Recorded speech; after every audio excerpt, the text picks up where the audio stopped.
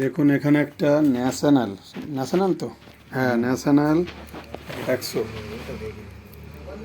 ন্যাশনালের সম্ভবত 100 ওয়াট হবে day cassette day আগেকারের মাল 10-15 সাল আগে বছরের হবে।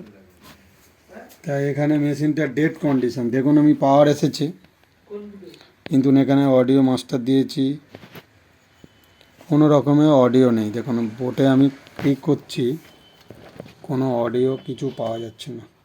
আর এদিকে ভোল্টেজটা দেখুন ভোল্টেজটা দেখানো হচ্ছে আমার কালেক্টারে ভোল্টেজ দেখুন 16 ভোল্ট বাইসিংও ঠিক আছে বাইসিং আমার 46 দু সাইডে বাইসিং আমার 46 কিন্তু মেশিনটা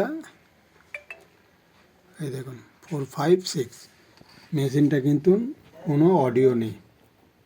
ঠিক আছে দেখুন আমি কোথায় কোথায় আরও কী কী কাজ আছে আমি বলে দেবো। খোঁজ করো মেশিনটি রেডি হয়ে গেছে। আগে দেখুন অন্য কোনো রকম সিগন্যাল ছিল না এখন আমি ক্লিক করে দেখি